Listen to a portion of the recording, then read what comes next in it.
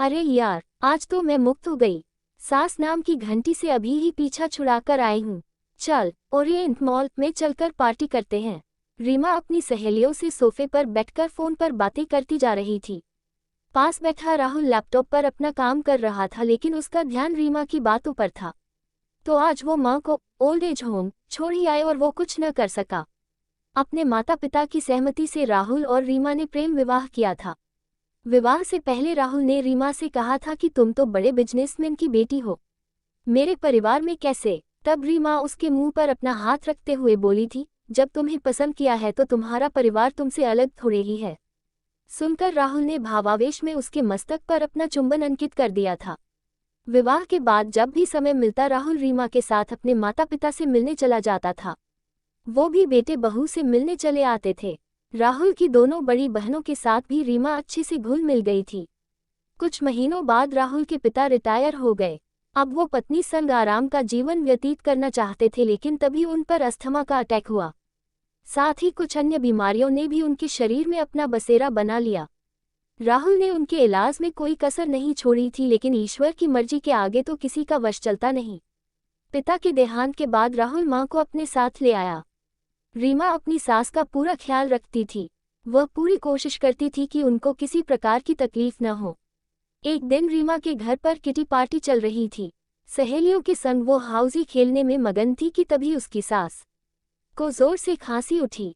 उनकी खांसने की आवाज़ ड्राइंग रूम में आने लगी। तब उसकी सहेली दीपिका बोली, यार रीमा, तू कब तक सास नाम की इस घंटी को अपने गले में बांधे रहोगी?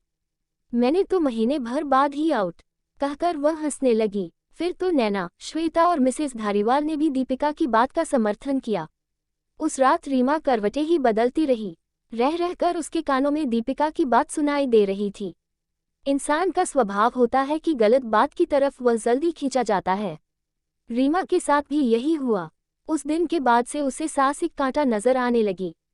वह न तो उनसे बात करती और न ही उनके पास उनसे बात करती और न ही उनके पास बैठती। उसकी सास ने बहू के बदले स्वभाव को नोटिस किया और राहुल ने भी।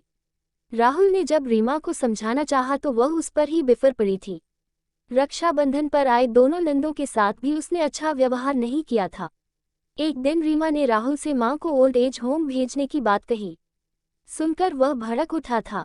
तब वह चुप रही, लेकिन वह सास को परेशान करने का कोई मौका नहीं छोड़ती थी।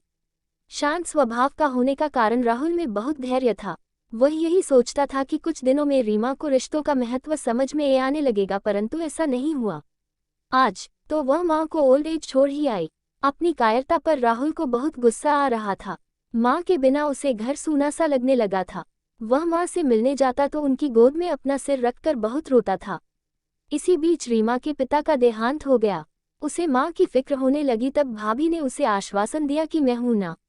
महीने भर बाद ही उसे महसूस होने लगा कि भाभी पहले जैसी नहीं रही। मां के साथ उनका व्यवहार अच्छा नहीं है। तब उसने अपनी भाभी को टोका तो वो तपाक से बोली, अपनी सास को घर से बेदखल करके मुझे ज्ञान तो मत ही दो। वह अपना सा मुंह लेकर लौट आई थी। फिर एक दिन रीमा के पास फोन आया कि आपकी माताजी ओल्ड एज होम में है और बीमार हैं। सुनकर वह चकित रह गई।